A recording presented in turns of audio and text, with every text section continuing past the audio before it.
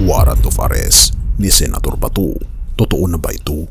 Isusunod na nga ba si Senator Bato de la Rosa sa ICC? At para po sa bahagi ng mga biktima ni Rodrigo Duterte, gusto lang namin ay hustisya. Arrest warrant versus Bato de la Rosa at iba pang Duterte officials. Coming soon. Ito ang matapang na pahayag ni Cristina Conti, Assistant to Counsel ng International Criminal Court sa panayam na ipinost ni political analyst Richard Heydarian. At ito ay binanggit niya noong Abril pa 2025. Ayon kay Conti, sa mga darating na linggo, maaasahan na raw ang warrant of arrest laban kay Senator Ronald Bato de la Rosa dahil sa kanyang papel sa war on drugs ni dating Pangulong Duterte. Pero totoo nga ba ito? At isusunod na nga ba talaga si Bato? Huwag kang bibitaw, alamin natin ang buong detalye. Ayon kay Conti, binanggit niya ito noong April 2025 na sinabi niyang sa mga susunod na linggo ay baka lumabas na raw ang warrant ni Bato de la Rosa, gayon din ang kanyang mga kasamahan. At ngayon ay Hulyo 6, 2025 na.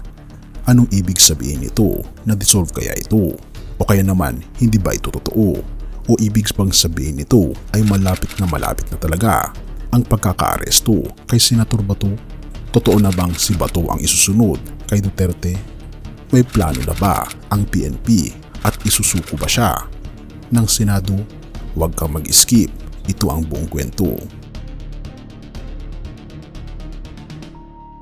Ayon sa video na ibinahagi ng political analyst Richard Heydarian, sinabi mismo ni Conti na si Senator Ronald Bato de la Rosa ay malapit nang mapadalhan ng arrest warrant ng ICC kaugnay sa kasong crimes against humanity kasama si dating Pangulong Duterte.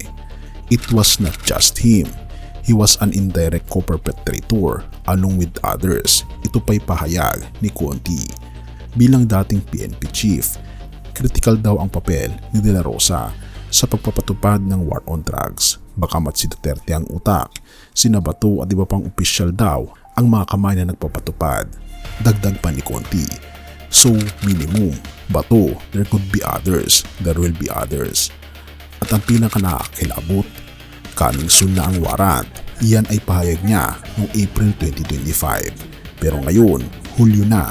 Ibig sabihin, anytime from now, pwede na itong ilabas.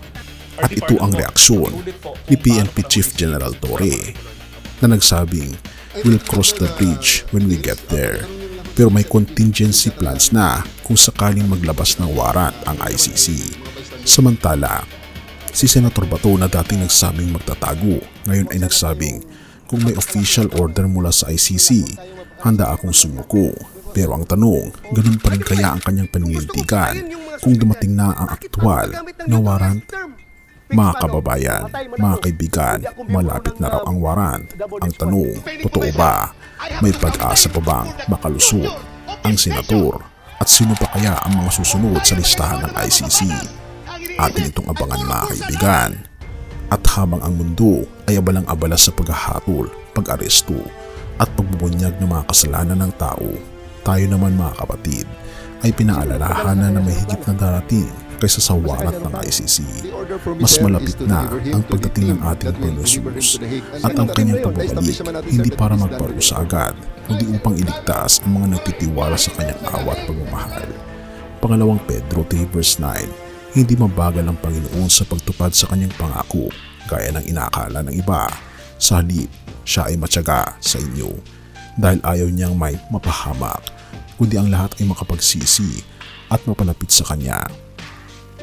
Sa dami ng mga pangalan na sinisigaw ng hustisya sa mundong ito, mula kay Duterte hanggang kay Bato, tayo rin ay may mga lihim na pagkakamali, kasalanan at kahinaan. Pero ang kagandahan ng Ebanghelyo ay ito, ang ating Panginoon Jesus ay hindi tulad ng mga hukom ng tao. Hindi siya naglalabas ng warrant para lang ikulong ka, nagpapatawad siya para palayain ka. Sa halip na arrest warrant, ang hatol ng ating Panginoon Jesus ay isang open invitation. Lumapit ka, ako'y nagpapatawad, ako'y nagmamahal, ako'y babalik para sa iyo. Kaya naman kaibigan, may pinagdadaanan ka bang personal na kaso, pananakit, kasalanan, guilt o kahihiyan? Bago pa dumating ang judgment ng mundo, handa ka na ba sa pagbabalik ng ating Panginoon Jesus? Tinatanggap mo ba ang alok niyang awa at kaligtasan habang may panahon pa? Kung sa tingin natin ay malapit na ang warrant ng ICC para kay Bato, masigit pang malapit ang pagbabalik ng hari ng mga hari. Tayo manumbalik na kaibigan, hindi sa relihiyon, kundi sa relasyon natin sa ating Panginoon Jesus, dahil ang tunay na hustisya ay sinakatuparan na sa krus. Purihin ang ating Panginoon Diyos at tayo manalangin. Ama naming Diyos na makapangyarihan sa lahat, salamat po sa iyong matyagang pag-ibig. Habang ang mundo ay naghuhukom, ikaw ay naghihintay. Hindi mo kami hinahanap para parusahan, kundi para iligtas. Pinipili ko pong lumapit sa iyo, o aming Panginoon Diyos. Patawarin niyo po kami, baguhin niyo po kami, at ihanda niyo po ang aming mga puso sa iyong pagbabalik. At nais po namin kayong makasama sa iyong kaharian habang buhay. Kasama ng mga kaibigan at pamilya, at kasama ng aking mga kaibigang nanonood ngayon. Pinupuri po namin kayo at pinapasalamatan o aming Panginoon Diyos sa inyo pong kabutihan sa amin, at patnubahan niyo po kami at patawarin po kami sa lahat ng aming pagkukulang at pagkakasala, at salamat po sa pagdinig ng aming mga panalangin, sapagkat ito po ang aming samot hiling sa matamis na pangalan ng aming Panginoon Jesus. Amen.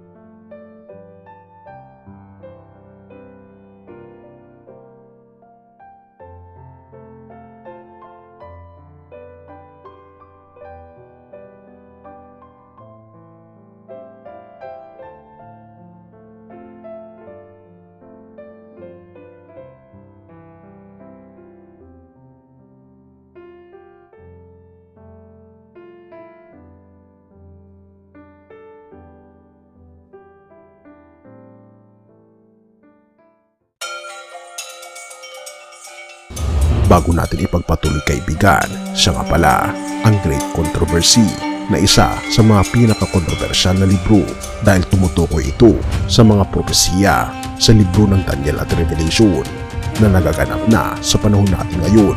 Bago ang pagdating ng ating Panginoong Diyos ay pinamimigay na namin ng libre sa pamamagitan ng PDF, at ito ay nasa limited lamang na panahon, kaya i-click mo sa description sa baba upang ma-avail mo kaibigan ang napaka-importanteng libro ito na magbubukas sa iyo sa mas maliwanag mong hinaharap. Purihin ang ating Panginoong Diyos at tayo magpatuloy.